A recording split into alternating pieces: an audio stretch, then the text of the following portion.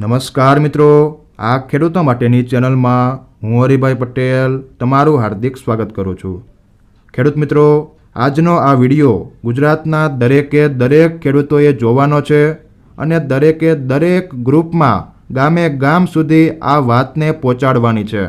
ખેડૂત મિત્રો, આ વિડીયોના માધ્યમથી ખેડૂતો પોતાના મહા મહેનતે પકવેલા પાકના ઊંચામાં ઊંચા ભાવો કેવી રીતે લઈ શકે છે અને ખેતીના માધ્યમથી કેવી રીતે આગળ આવી શકે છે તેનો એક કોઠાસૂઝ પદ્ધતિનો ખૂબ જ ઉપયોગી નીવડે તેવો લાઈવ કાર્યક્રમ રજૂ કરવાનો છે, જેથી દરેક ખેડૂતો વિડીયોમાં દર્શાવેલી વાતને ધ્યાનથી સાંભળજો અને બની શકે તો આ કાર્યક્રમ અંત સુધી જોજો। તમને ખૂબ જ સારું એવું નોલેજ મળશે અને ખેતીમાંથી સુખી થવાના નવા રસ્તાઓ મળશે। તો મિત્રો, ખેડૂત કાર્યક્રમની શરૂઆત કરું તેના પહેલાં જે મિત્રોને આ ખેડૂતો માટેની ચેનલમાં જોડાવાનું બાકી હોય તે ખાસ નીચેનું લાલ કલરનું સબસ્ક્રાઈબનું બટન દબાવી આ ખેડૂતો માટેની ચેનલમાં જોડાઈ જજો, જેથી તમને ખેડૂતોને લગતા તમામ સમાચારો મળતા રહે।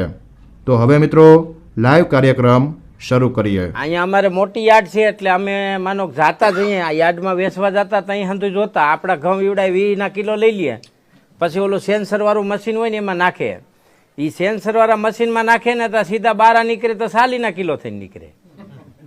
એટલી વાર 1 કલાક એના પ્લાન્ટમાં રહીએ, આપણે 1000 મણ ઘઉં થયો હોય ને તો એ પ્લાન્ટમાં 1000 મણ 1 કલાકે ચોખ્ખા થઈ જાય। હવે 1 કલાકમાં એમાં એ શું કરી દે, બીજું કાંઈ હું એમાં હોનું ચડાવી દે? 1 કલાકમાં એ આપણી 20 રૂપિયાની વસ્તુ હોય એને 40ની કરી નાખે 1 જ કલાકમાં।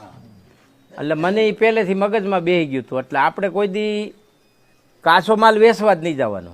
હમણાં અમે ઘંટી મૂકી છે, હવે લોટ બનાવીને વેચવાનો। ઘઉં 100 કિલો વેચી છે, હવે ઘંટી મૂકી પછી લોટ 150 કિલો વેચ્યું।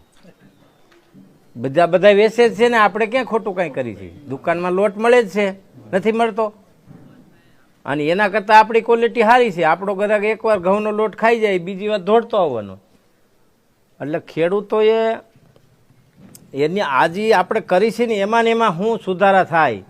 1 રૂપિયાના રોકાણ વગર, નવું કાંઈ કર્યા વગર, પહેલાં મજૂરી જ કરાવી લેવાની, મશીનરી કાંઈ નહીં લેવાની, કારણ કે મશીનરી બધી હવે ટેકનોલોજી પ્રમાણે બધી મોટી આવી ગઈ, હાઈફાઈ સેન્સરવાળી ને કોમ્પ્યુટરવાળી ને, એટલે એમાં પૈસા બહુ લાગે। પણ મજૂરી કામ કરાવી લઈ તો કાંઈ પૈસા એટલા બધા ન લાગે એમ, એમાં 10% ખર્ચો એક્સ્ટ્રા લાગે, ત્યાં બધું કામ પતી જાય। તો એવી રીતે માંડવી થાય અમારી, તો માંડવી આપણે બધા વાવો છો, કોઈ નહીં વાવતા, એ બાજુ મગફળીનું વાવેતર ઓછું થાય। મગફળી આપણે શું ભાવે વેચી દઈ? 60 રૂપિયાની કિલો, બરોબર ને? એમાં 40% ફોતરા હોય ને 60% દાણા હોય। 60 રૂપિયાની કિલો મગફળી આપણે વેચી દઈ, 1 કિલો મગફળીમાંથી 600 ગ્રામ દાણા નીકળે। કેટલા નીકળે? 600 ગ્રામ દાણા નીકળે। એ 600 ગ્રામ દાણા આપણે કેટલામાં દઈ દીધા? 60 રૂપિયામાં। કિલો દાણાના 100 રૂપિયા, 100 રૂપિયાની કિલો દાણા આપણે વેચી નાખી। વિશ્વનું સૌથી મોટું પ્લેટફોર્મ છે માર્કેટનું એમેઝોન। કેવું? કેટલા ઓળખે છે એમેઝોનને? એમેઝોનમાં આપણે ઓલી વસ્તુ મગાવતા હોય ને બધી, વિશ્વનું સૌથી મોટું પ્લેટફોર્મ છે એમેઝોન। એમેઝોનની અંદર આખા વિશ્વમાં સૌથી વધુ વેચાતી વસ્તુ શું છે ખબર છે? પીનટ બટર, મગફળીનું માખણ। શું કહેવાય? એનો ભાવ શું ખબર છે? 500 રૂપિયાની કિલો। હવે આપણે દાણા કેટલામાં વેચીએ? એવા 100 કિલો। એ 100 કિલો દાણા ઓલા પ્લાનવાળાના પ્લાનમાં ગયા, શેકાણા, ફોતરા ઉખડા, કટિંગ થયું, એમાં કંઈક મધ ને ખાંડ ને ભેળવી દીધું અને વાહે નીકળ્યા તો એ 500 કિલા થઈ ગયા। તો આપણે તો હું હાવ મામા જ બની રાખવાનું, આપણે કાંઈ કરવાનું જ નહીં। એટલે આપણે શું કરી, માંડવી છે ને તાત્કાલિક વેચી આવી, પછી આવી અને આપણે બીજા કામે ચડી જાય એક્સ્ટ્રા। આપણે છોકરાને નોકરી કરાવી, છોકરાને દુકાન ખોલી દઈ, કે કોઈ એવું મિલ હોય તેમાં આપણે ક્યાંક ધંધામાં ક્યાંક જાય, 5 કલાક નોકરી કરી આવી, કે આપણે એવું વિચારતા હોય ઉનાળે પાણી ન હોય તો અમારા અહીં ખેડૂત બધા શું કરે, ઉનાળે ધંધે વ્યા જાય, નજીક સિટી હોય ને એમાં, તો ઉનાળે આપણે બીજા નામ નોકરી કરી કે બીજા એની કંઈક કામ કરી, તો એના કરતાં આપણી વસ્તુ આખા વરસની બનાવીને આખું વરસ વેચી ન હોગી, કોઈનું દબાણ તો નહીં। તો ખેતીમાં અમે એવી બધી અમારી ટોટલ પ્રોડક્ટ છે ને લગભગ હવે 200ની આસપાસ પ્રોડક્ટ થઈ ગઈ છે અમારી. 200 પ્રોડક્ટ છે ટોટલ. અને ગાયું અમે રાખીને એનું છાણ મૂતર પહેલાં ખેતરમાં વાપરી, પછી વેચાય એટલું વેચી અને ખેતરમાં વાપરી. એટલે અમારી વસ્તુ બધી કહેવાય ઓર્ગેનિક, ઇંગ્લિશમાં ઓર્ગેનિક કહેવાય. તમને તો બધાને આત્મામાં ટ્રેનિંગ આપતા હોય એટલે ખબર જ હોય. એ અમે લાયસન્સ બધા લીધા છે ને 123 દેશમાં કાયદેસર ડોક્યુમેન્ટ સાથે મોકલી શકી અહીંથી ડાયરેક્ટ. એટલે ગાયના દૂધ અમે ગાયું દોય એટલે દૂધ બને. એ દૂધ અમે નથી વેચતા. દરરોજનું અમારું 400થી 600 લીટર દૂધ હોય એનું અમે કાયમ સાઇઝ કરી. લાકડાના વલોણા માટલા રાખી, માટીના ચંદનની રવાયું આગળ પાછળ ફરવા સંભળાય છે ને વાહે? હે ક્યાંક રાફડામાં જાય નહીં હો. તો એનું માખણ બનાવી, પછી એને ગરમ કરી, ઘી બનાવી, પછી કાચમાં પેકિંગ કરી. અને એ ઘી અમે 3,330 રૂપિયા પહેલો ભાવ. પછી સેલો ભાવ શું છે? 2,40,000. 3,330 થી ઘીનો ભાવ કિલોનો 2,40,000 સુધીનો કિલો ઘી અમારી પાસે છે. હા, અને એનો માણા 2 લાખ વાળા ઘીનો અઠવાડિયું અગાઉ પૈસા દઈ દે અને અઠવાડિયું અગાઉ ઓર્ડર દઈ દે. હમણાં તમને બધી વસ્તુ બતાવશું. અઠવાડિયું અગાઉ પૈસા દે ને પછી આપણે એને 1 અઠવાડિયે માલ મોકલવાનો. તો બોલો કરાય કે ન કરાય? હે, આપણે હાવ ખાલી ગધેડાને જેમ કામ જ કરવાનું. અને ખેડૂત વેપારી બને તો આપણે કોઈનો બાપ માર્યો છે આપણેનો વેપાર કરાય? એ સારો માલ તો ખેડૂત દે કે બીજા તો મામા ફેર શેરિયું કરે છે. અહીંથી લઈ જાય ને પછી એમાં અડધું ફેરવે ને પાલો કરે ને આલો કરે ને ઓલું કરે ને ઓલું કરે ને પછી એ પાછું સડાવે ઓલા ભાવમાં. હે, હાસો માલ તો ખેડૂત દઈએ કે. તો આપણે આપણા એવા ગ્રાહક તૈયાર કરવા જોઈએ. આપણા માલની કિંમત કરે એવા માણસો હારે આપણે વ્યવહાર કરવો જોઈએ. આપણા માલની કિંમત કરે એવા માણસોને સારા પેકિંગમાં, સારી ક્વોલિટીમાં. હું તો ખાલી ઘઉંને માંડવીની વાત કરું એવું નહીં. ધાણા, જીરું, શેરડી, ગોળ, મકાઈ, જવ, જુવાર, બાજરી બધું સારું સારું. ધાણા, મેથી હંધું સારું તૈયાર કરીને દેવાય. હળદર, બટાકાની વેફર બનાવાય. હે, એમાં વાંધો શું? કાંઈ વાંધો. આપણે આમ વધારાના ટાઈમે ક્યાંક કામે જવું એના કરતાં આપણા જ બટાટાની વેફર નો કર્યા રાખી રોજ. હે, બટાટા કેટલાને કિલો જાય ખબર છે? શું ભાવે જાય બટાટા? 20 રૂપિયાના કિલો વેચાય ને. ખેડૂત પાસેથી શું ભાવમાં જાય? 10 રૂપિયાના કિલો લઈ જાય આપણા બટાકા. બરોબર? તમે કોક દી ઓલા બજારે ઉભા રહીને વેફરનું પડીકું લીધું કોઈ દી? હે, એ 20 ગ્રામ વેફર 10 રૂપિયાની આવે. હે, 20 ગ્રામ વેફર 25 ગ્રામ 10 રૂપિયાની આવે તો એ કિલોનો શું ભાવ થયો? હે, કેટલા થયા? 20 રૂપિયાની 10 રૂપિયાની 20 ગ્રામ તો 100 ગ્રામના કેટલા પૈસા થાય? 50 રૂપિયા. 500 રૂપિયાના કિલો થયા એ બટેટા. બોલો આપણે કેટલા વેચી આવી? હે, કોણ બુદ્ધિ વિનાનું કહેવાય? ઓલા પ્લાનમાં હું કાંઈ એવું હોનું ટાંક્યું છે તો અહીંથી બટેટા નીકળીને ઓલી બાજુ સીધા 500ના કિલો થઈ જાય. તો આવા સ્મોલ નાના યુનિટ, એના માટે સરકારની કેટલી યોજના છે. આપણે તો બહુ સારા યુગમાં ખેતી કરી છે. પ્રધાનમંત્રી ફોર્મલાઇઝેશન માઇક્રો સ્મોલ ઇન્ડસ્ટ્રીઝની અંદર નોન મોર્ગેજ તમારે એક પણ દસ્તાવેજ સિક્યુરિટીમાં નહીં આપવાનો ને 50 લાખ રૂપિયા સરકાર આપે ને એમાં 35% સબસિડી.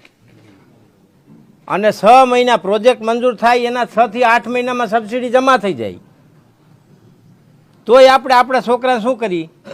ભણ પછી એમ કીધું અમૂલમાં લાગી જા, બજાજમાં લાગી જા. અને નિશાળ વાળે મારા દીકરા એવું ગોઠવેનું સહેલું ભણતર હાલતું હોય ને ત્યાં પેકેજ બતાવી દે. તમે આ કોર્સ કરો ને તો આવું પેકેજ આવે અને આ કોર્સ કરો ને તો આવું પેકેજ આવે. એટલે છોકરાને ભણીને પૂરું કરે ને તો મારો દીકરો પેકેજ જ ગોતતો હોય કાયમ. પપ્પા મને આ કંપની આ પેકેજ દીધું ને પપ્પા મને આ તા તો વળી એની મમ્મી હાથ ફેરવ્યો. હા, મારા દીકરાને 3 લાખ વાળું પેકેજ આવ્યું. હે, પણ એના કરતાં આપણી પાસે બહુ મોટી ઓપોર્ચ્યુનિટી છે. આપણી પાસે સંસાધન છે. આપણને ભગવાને મગજ દીધું છે, સાધનો દીધા છે, કેળવણી દીધી છે, પણ આપણે એનો ઉપયોગ કરતા નથી ને બીજું જ આપણને વાલું લાગે. આ એગ્રીકલ્ચર ટેકનોલોજી મેનેજમેન્ટ એટલે આત્માની કેટલી સ્કીમો છે. તમે એક ગ્રુપ બનાવો ફાર્મર પ્રોડ્યુસર ઓર્ગેનાઇઝેશન કંપની, તો એમાં 10 કરોડ રૂપિયા સબસિડી છે. 10 કરોડવાળી યોજના છે. તમને સરકાર, તમે 10 કરોડનો પ્રોજેક્ટ કરવો હોય ને, 20 કરોડનો તો 10 કરોડ સરકાર આપે. વિચાર તો કરો, આવું કોઈ યુગમાં હતું? કોઈ દી વિચાર્યું તો આપણે આવો યુગ આવશે એવું?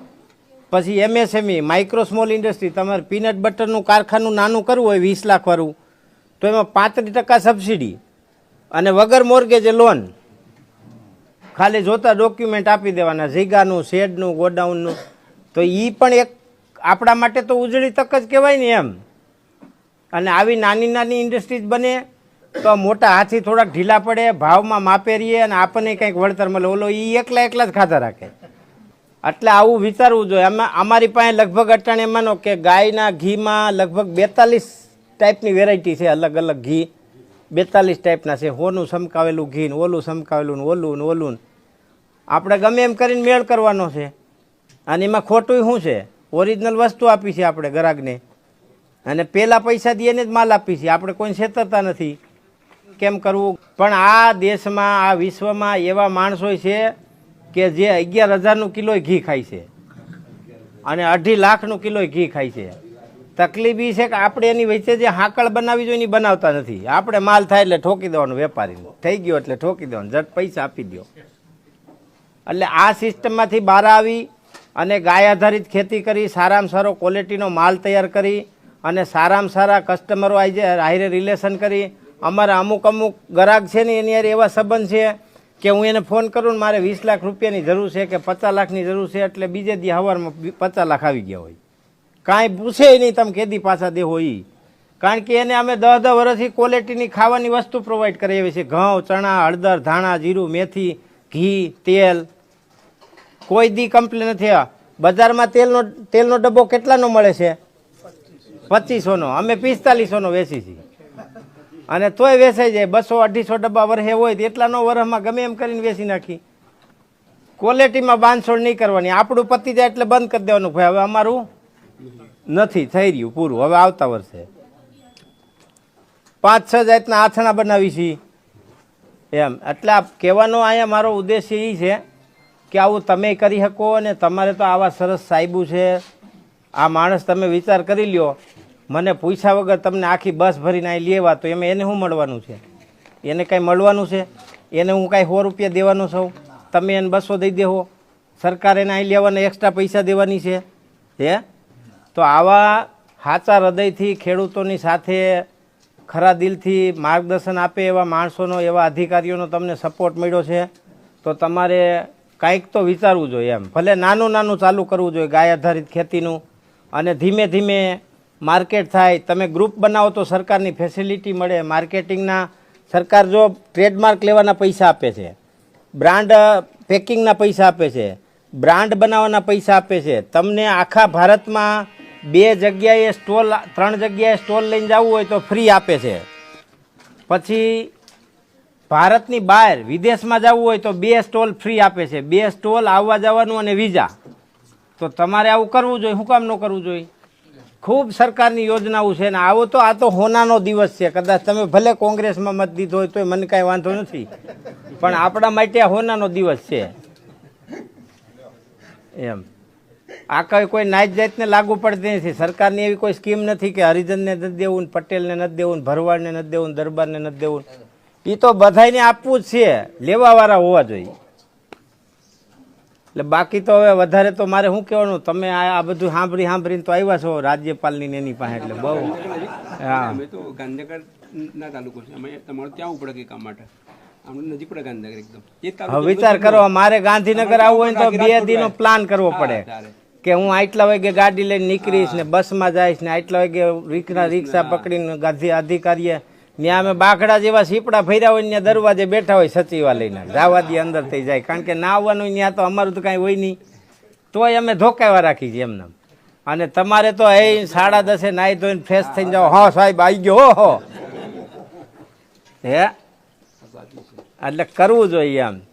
પછી તો જો આપણે હાવ ન કરવું હોય તો ભગવાને આપણને કાંઈ બતાવી કે બચાવી ન શકે.